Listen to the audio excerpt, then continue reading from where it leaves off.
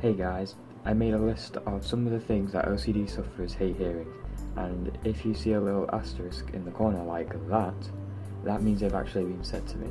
So, let's get started. Why can't you just stop? Because it's a disorder. The clue is in name, obsessive compulsive disorder. I think I have tried stopping. It's not that easy. Have you tried, not thinking about it? Yeah, it never occurred to me that I could just stop thinking about it at any time. The clue is in the name again, intrusive thoughts. I can't control them, so that's kind of dumb. Oh, you have OCD? Oh, so you must clean then.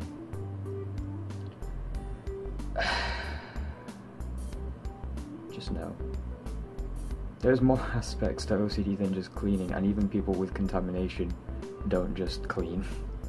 It's not just about that, it's about a lot more of a mental process going on. They're harming people as a result of not cleaning or anything like that. It's not just about, oh, I want this clean. Oh, you have OCD? Well, you must be a neat freak then. You must like to organise things. No, I don't like organising things, but I do have terrifying intrusive thoughts, so there's that. I know you get these thoughts, but how come you don't get them when you're around us? I do get them when I'm around people. I just don't yell them out. I'm not going to yell out in public that I've just had a random thought about, I don't know, stabbing someone in the face.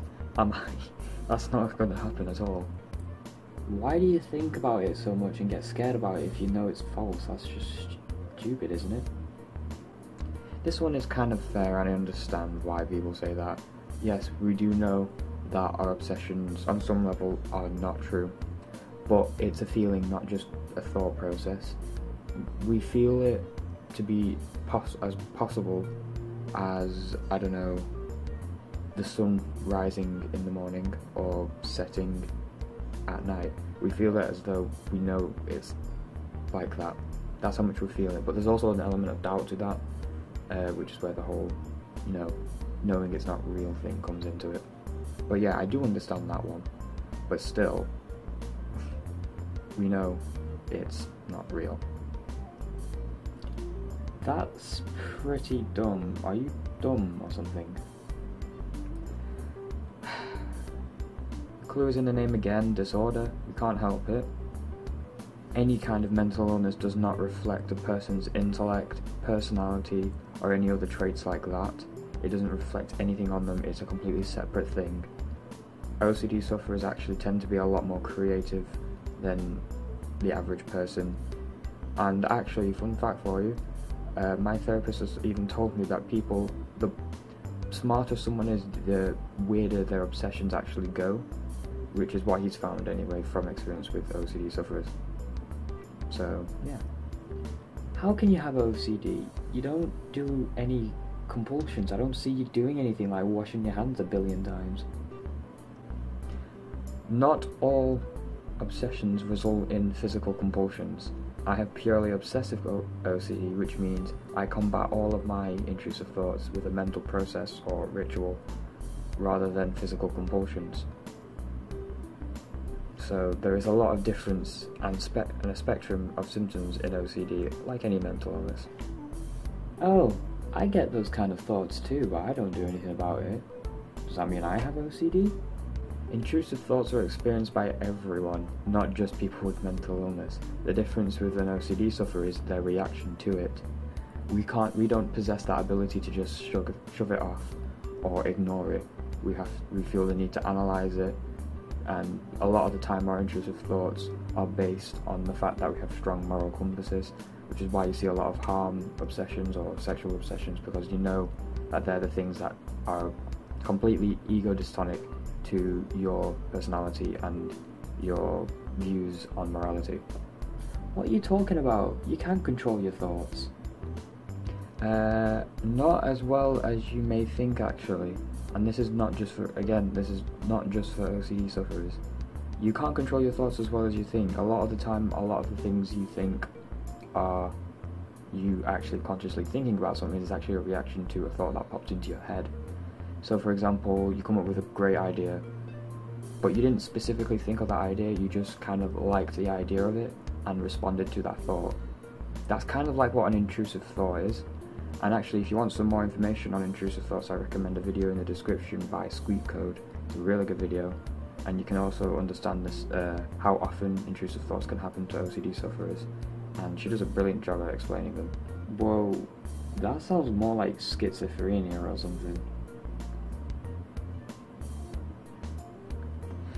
Schizophrenia has a completely different set of diagnostic criteria, and actually by saying that you can even make people think that they have schizophrenia if they have OCD. There is actually a specific form of OCD where you fear you have schizophrenia, so saying stuff like that really does not help OCD sufferers.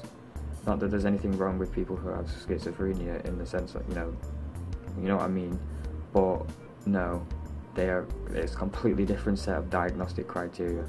The difference between someone with schizophrenic delusions and OCD obsessions is that schizophrenic delusions are 100% believed.